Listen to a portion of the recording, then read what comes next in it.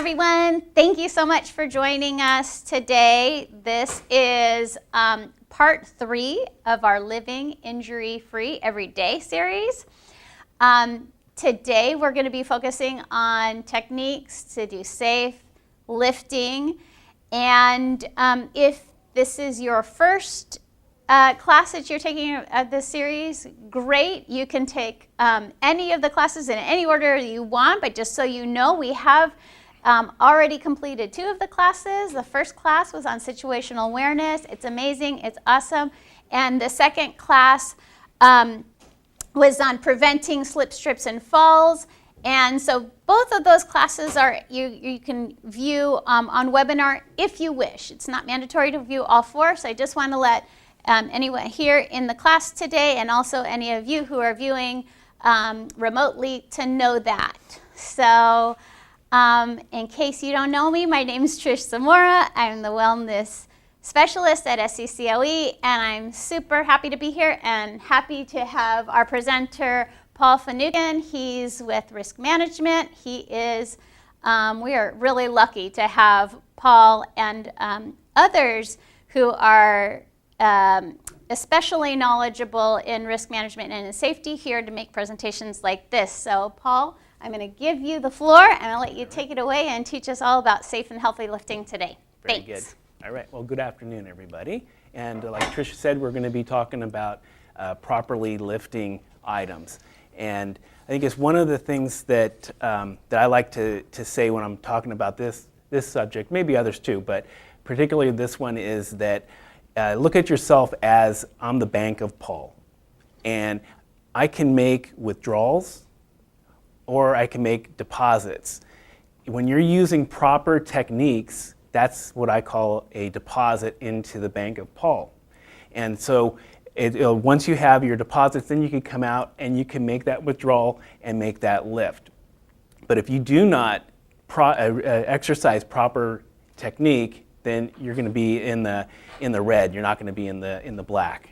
So the more we can do that during a given day, the better off we're going to be. And all it could be is just one proper technique can save you from a lot of pain. Because ultimately what we want to do is have fun on our times that we're not working. We want to work efficiently. We don't want to hurt ourselves. So these are the objectives for today. And begin by talking with some ugly statistics, of course. We have to always start with ugly statistics, right? So here's a good one. So these ones are on the far right. This is what our spine looks like, and in the middle of that spine, the bulging disc and the herniated disc. Those are the ones that you don't want to do. So if we can exercise proper technique in lifting, then chances are we're not going to suffer a bulging disc. Chances are we won't have a herniated disc. Those are quite significant, can be very debilitating, could require surgery if we get into this type of a situation. The one on the lower left is a patient that is in a consult with a doctor. If you can at all avoid that conversation, it's 2 thumbs up, right? And then the top one is, why would anybody put a crab up to their face where it can pinch your nose and give you an owie on your nose? Much the same way. Thought process.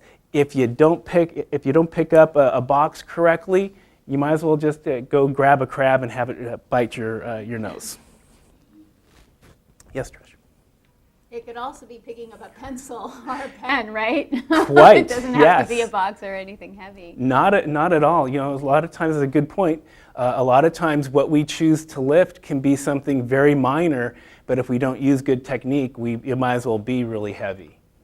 So we'll talk about the techniques on how to lessen the severity of that lift as well.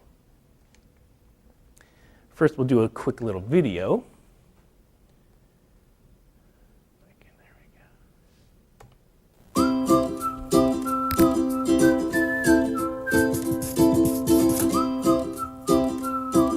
need to lift something. Let's say that something is about a third of your body weight or less, up to 51 pounds. Moving it properly is easy. Simply bend at the knees, grab that something, and lift using your leg muscles. Oops! Keep it close to your body. There you go.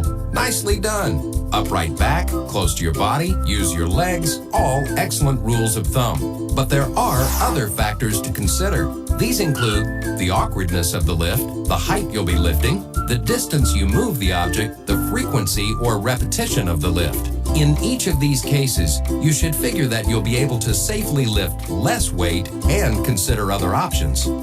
For example, let's say you have to lift more weight or lift it through a greater distance. You should not attempt the lift by yourself. Ouch! Instead, use a hand truck like this, or flag down a coworker like this. Good work! Or what if the lift is to the left or right of you? Even if it's fairly light in weight, twisting your spine during a lift can hurt your back. So turn toward the object nice and square. Very good. Then lift straight up. Now pivot your entire body and move the object. You're getting good at this. Here are a few more things to remember when preparing to lift. Organize storage to promote safe lifting by keeping heavy, awkward items in the power zone between shoulder and knee height. Stretch before lifting to get your muscles ready. Ensure you have solid footing and are wearing non-slip shoes. Plan your route to avoid tripping. Test the weight to be sure you can handle it alone. By lifting properly, you avoid pulling a muscle, straining your neck, or rupturing a disc in your back, which means you stay on the job, earning your full pay. Lifting right feels good, doesn't it? For tip sheets on lifting and the lifting quiz, click the link on your screen.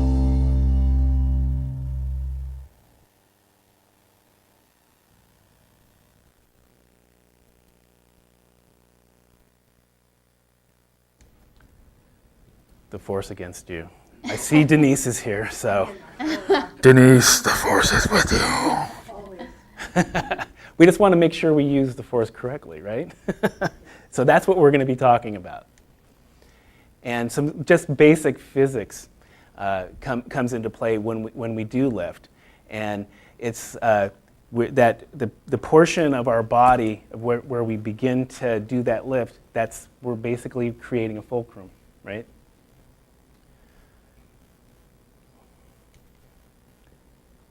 And that fulcrum can be moved around during that lift. So if you choose to do your fulcrum with you have your arms way out, you're putting the most fulcrum right on your lower back, and that will give you a pain in the back, which we don't want. And that kind of illustrates it right there, is that when you're lifting, you don't want to be too far out because you're shifting the physics of that lift more directly on a part of our body that can't take a lot of weight. You want to try to transfer that weight into your trunk area, the maximus gluteus, your leg muscles. They're designed to do that lift. And then when you do bend over, it's not only whatever I'm picking up, it's my upper torso that I'm lifting as well. So if you don't have good technique, whatever you're lifting, it could be 10 pounds, but it's your upper trunk area that you're lifting as well. So it can get very heavy depending upon what you're lifting. So before you do those exercises, before you do the lift, you want to exercise and get your body ready to accept that you're going to be doing a lift. You're waking up your muscle groups, saying, "Hey, I'm about ready to lift something," right? So one of the ways we do it is this. So what does that look like? If you're able to do it, get up and let's do it together. Just kind of stand up. Oh. If you're able to do this, and then just rock around. And you're getting your lower back ready for a lift. 3, 4, 5. All right. So before you start a lift, wake your body up. Get yourself ready for that lift. There's a couple other ones that we're gonna do. Here's a hamstring. So like we said before, what are we going to be ultimately doing with that lift? We want to use our leg muscles. So you want to wake your leg muscles up too. So if you get up, you could do this. The picture that's on the far left, that's for your Achilles. You just kind of put that out there. Put your legs straight, and you're going to feel it right here in your Achilles. The other one is this way. You're shifting it. Now I'm feeling this tighten up it's activating my rear hamstring. And then you do it the other way, both ways. Remember, when you're stretching, it should not hurt. You don't want to bob up and back when you do your stretching.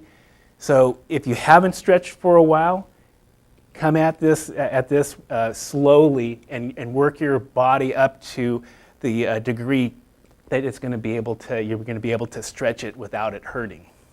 Can I add? Yes. If you bend your front leg and you don't feel this stretch, don't bend further your front knee more, you'll want to pull your back leg back further and then push your heel down towards the floor, right? A lot of people tend to want to feel the stretch, so they bend more in their front knee and actually puts a lot of strain on your knee. So just remember. Yeah, you want to keep your knee actually right over your ankle. Oh, okay. Yeah, and you don't want it to move over your toe. You want it to keep it right over your ankle and push the back heel down towards the floor. And sometimes it's good to hold on to something, so it's good to do this stretch if you have a wall in front of you or a chair in front of you so that you don't lose your balance. Yeah. Very good. Good tips. So one of the things that we want to do is, if I'm going to be lifting this box, it's like, where am I going to go with it? What might be in the way? What is the weight of it? So before I even go into lifting this, I want to come up to this box and, can I lift it?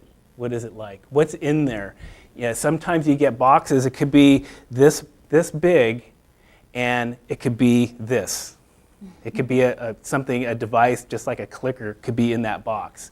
So it's something that might shift. So if you're aware of what's in there, weight and the item, then that's going to help you decide, how am I going to lift this box effectively before you even get into it. So do as much investigation about what's in that box as you can with regard to weight, what it is it going to shift, and when I start to lift it. And then also, maybe you need help. Maybe that's too heavy for me, and I need to get a hand truck, or get help, or call warehouse and use a forklift, right? I'm saying that because we have somebody from our warehouse. Check your pathway. Make sure that if I'm going to be taking this box up and I want to move it over into the rear of the room, if I have these obstacles around, you want to deal with that obstacle first and then do your lift. You don't want to get into the lift and then decide, I have to move around this chair. Move the chair out of the way so then you can more safely do that lift. And then, is this a slick area or is it a dry area? It's another thing you want to do. The bottom one is extremely important. This goes for no matter what you're lifting. If you do not follow your feet, if you put a twist in it, if I want to pick this up and I want to put it over here, my body is going to say, I can twist my back all I want. But if you start doing this motion, that's a time where you're asking your body to do two things at one time, and that twist will cause a back injury, a potential back injury. So you want to pick this up and walk it over to where you want to go. So you follow it, and I'm going to pick this up. I'll show you what it's going to look like to pick this up safely and then move it up onto one of the tables. We talked about using dollies. So whenever possible, that's the best thing to do is moving that with a hand truck. It takes a lot of the ugly force away from you, and you're using that hand truck, that tool, to move this. The one in big letters, get help if you need it. It's like, I can't tell you, sometimes I'm guilty, as charged, that when I get into something, you want to get it done. I want to take all the Christmas stuff down, and I want to put it up in the rafters. I want to be done with it, right? And you don't want to ask for help. Well, I got this.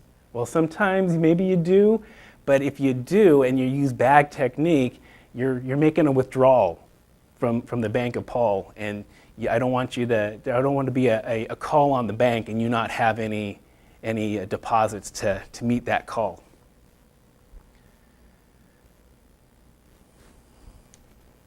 So here we are. This is what the lift is going to look like. And so you see in the left picture, the person is coming into that box, and he's in a catcher's position.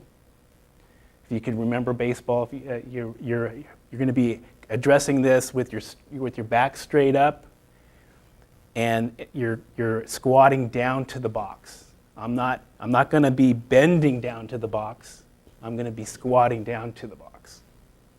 And that puts when you squat, you're activating your leg muscles, and then you're going to be able to have it into your power zone.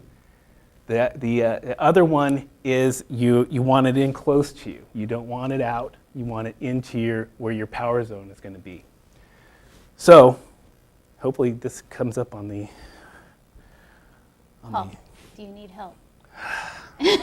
Good one. So we'll take this from the start. So we talked about what's in this box. Okay, I think I can lift this.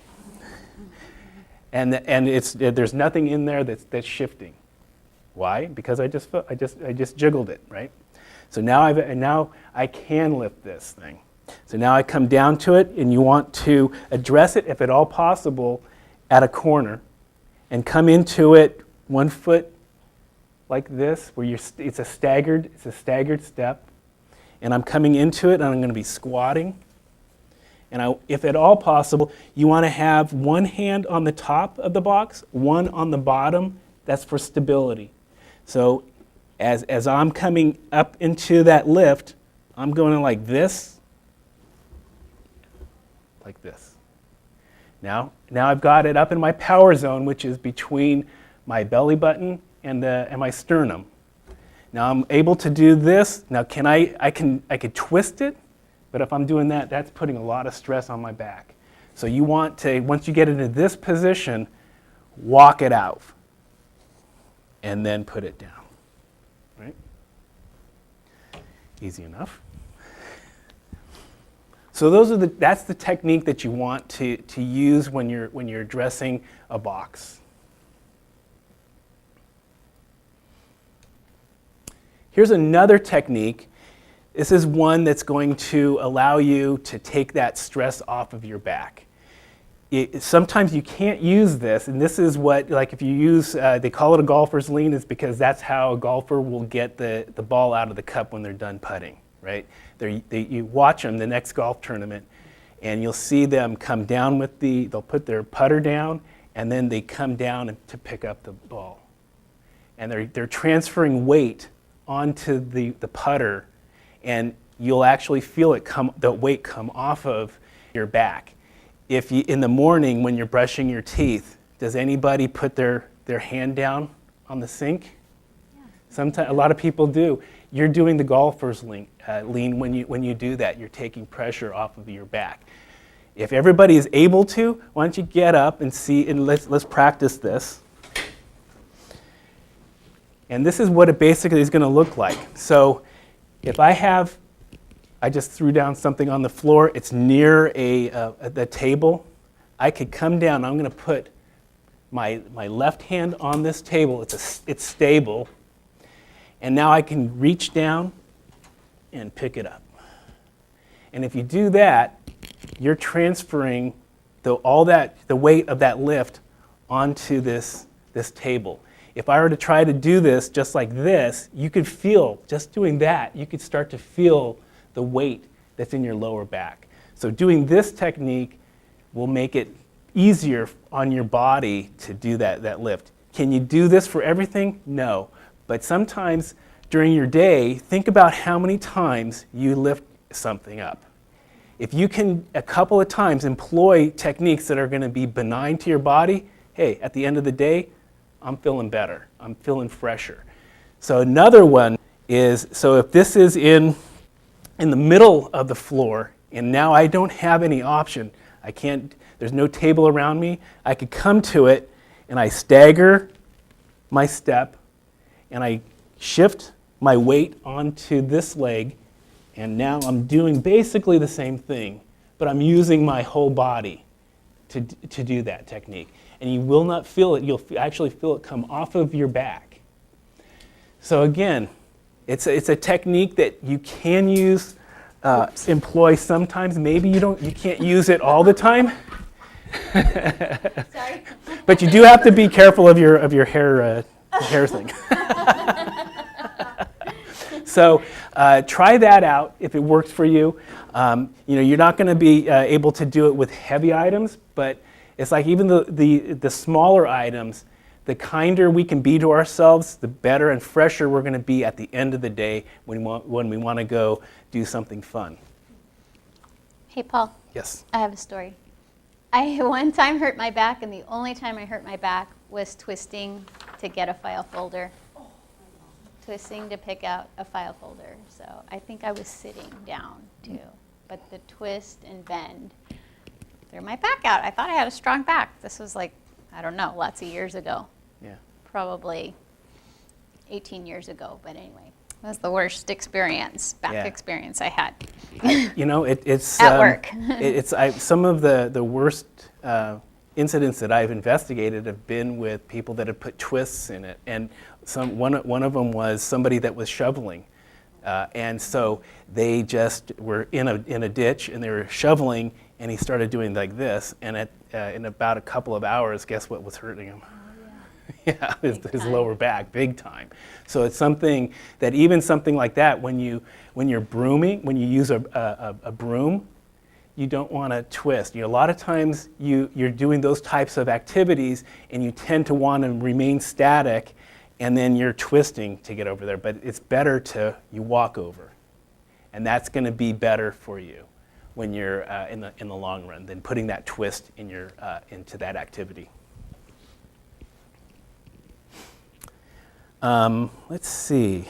One other thing, the way you stand has a way of acting as a lift as well. So if I am just standing with my feet like this, my body is treating that as a lift. So instead of standing with your feet in alignment, step back and have a little offset to it. It acts differently on your body. You can actually, it's strange, but if you stand up and feel this, it feels different, and it's kinder on your back to have that staggered step as you're standing. When you're standing, instead of standing just still, if you could put in just a little jog, you're using more of your muscle groups, and it's going to be easier for you to remain static rather than just standing there. If you could at all lift one of your feet up, that's putting you're not doing the Captain Jack thing, but you are.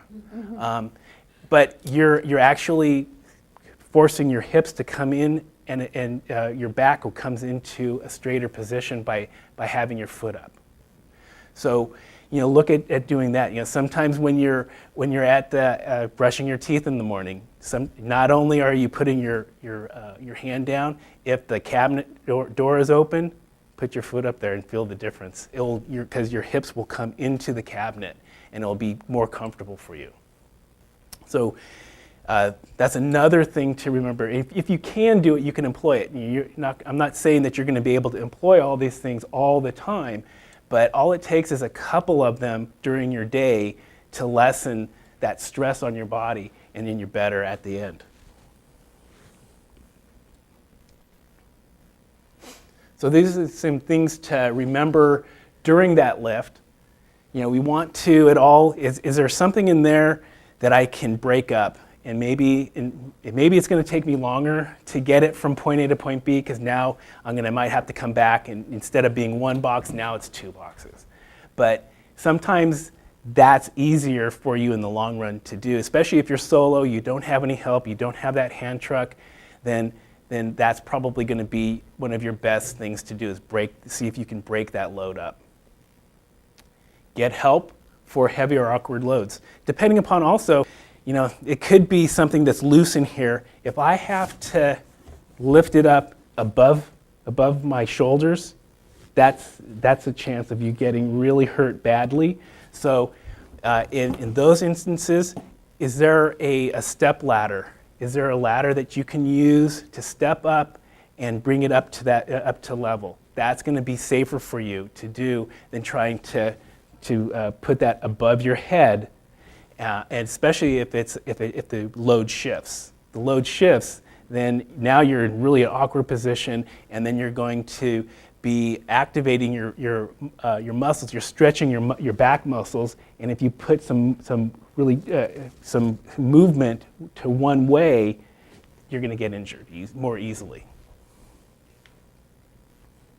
Keep the object in your power zone. Power zone is from your belly button to the sternum. This is where you want to be keeping that box. You want to be keeping it right here.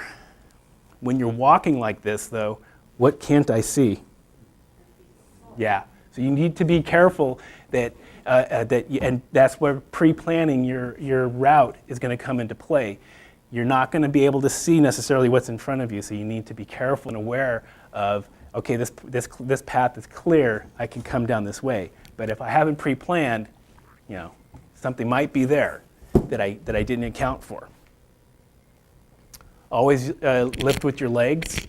It's the biggest muscle group we've got. And then pivot move with your feet. Follow your feet. Do not put a twist in that lift. Here's some things to avoid. Like, if you ever watch power lifters, they're squatting down to it, they're breathing in and out. If you lift weights, you're breathing in and out. You don't want to hold your breath during a lift. You're tightening your muscles. That's when you can get yourself hurt. So don't forget to breathe during that lift. And avoid twisting at the waist. And then when you're holding this, can I hold it like this, where I'm just using a couple of fingers? Yeah, but that's not optimal. You want to really get a good grip on this box, so it's not going to shift on you. It's not going to move on you. I have control of it.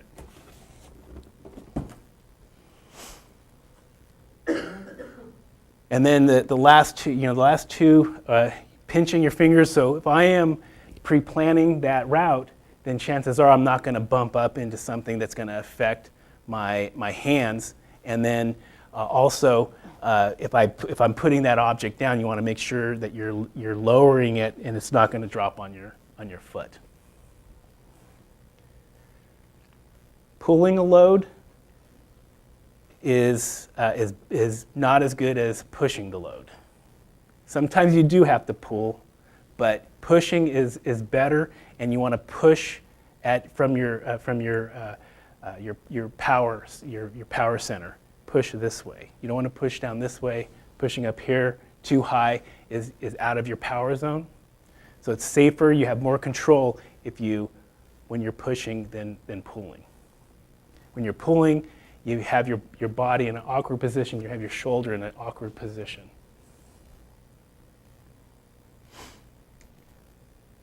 So final thoughts for today is what we're talking about initially is with all this planning is situational awareness. So that was our first course that we took during this process that we're on right now, and that is exercising as that situational awareness. And what am I going to be lifting? So before you even do that lift, you're investigating the item, seeing if you can split it, seeing if you need help, seeing if I could use a hand truck, and then where am I going with it?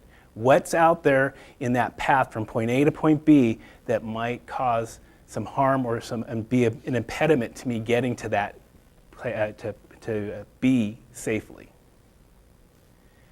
And then there's a high cost to not following this. If you get hurt, then you're unplugged from what you're doing out in your office at your site, and now somebody else has to come in. A sub has to be called in. Are they going to be as good as you? I'm going to say no, they're not. They're not going to know your job as best as you do. So taking care of yourself is going to help you at work, and then ultimately also it helps you off of the job too. So you're not hurting yourself as you're doing your job. So now you could go out and have that, do that hobby that you like to do that activity that you like to do. And then one of the things that we were talking about also is be careful about obscuring your view. When you start to walk, if you have stuff in front of you, you're just not going to be able to see down in front of you. So be aware of that and try to plan and work that into that lift and that movement. And then lastly, we all need to just kind of take our time. You know, there's no need to rush with a lift. When you're carrying something, you want to have a nice even speed. You want to go too fast, because that's when you might lose your step or not account for something that you're walking into. So it's one of the things that we have control over this. So make as many deposits into your bank that you can. And with that, are there any questions? Yeah. Mm-hmm. What you were saying about pulling Yeah. as opposed to pushing. Yeah. When I used to travel quite a bit, I always used to feel it in my back as I'm pulling Oh, the yeah. suitcase, and now I actually roll it in front of me and I push it. It looks weird, but Yeah. it works. Yeah. And does it feel better for Yeah, you? it does. Yeah. So when you are pulling something, it's in an awkward position, right? Yeah. So now, so many of the new, especially if you travel a lot, they have the spinner wheels. It's so much easier to have out in front of you, and kind of push it along, for sure. Anything else? Yes. Well, I was just going to mention that you have these Oh, two yeah. handouts, and I think I'm always on the prevention wagon. So Paul mentioned some of the stretching you can do before, but there's also exercises you could do to strengthen your legs and strengthen your back and your core. So he gave us some here, as well as yoga poses. It says for back pain, but they're equally good for back strengthening as well. So anyway, we'll be sending you some more resources on strengthening and prevention, because I think that's a huge part of it. Everything that Paul says is really true in terms of exercising awareness, but sometimes we're just in a hurry, and it's really nice when we learn the techniques and then follow through, but also just are able to use our legs to do what we want to do. Yeah. And I think it's part of it is And have the trying to get into good habits, create that habit. And so if you have a habit of addressing a box and a lift in a methodical manner, like we discussed in this training, then you're going to be safer. It takes a while to get used to it. If you're not used to doing things a certain way, even the safe way, it takes probably 6 weeks or so of really concerted, really thinking about that in your head, about using all those steps. And before you know it, it'll be second nature to you. And then if you try to do something outside of that, then your body's going to go, your mind's going to go ding, ding, ding, what's going on here? So get into that. Exercise good technique for anything that you lift, and then before you know it, that's just going to be your new normal. Your muscle will Your remember. muscle, yeah, muscle memory for sure. Then we're all feel fresher at the end of the day. So with that, I will say thank you very much for attending. Thanks, Paul. I'm going to have my husband watch this.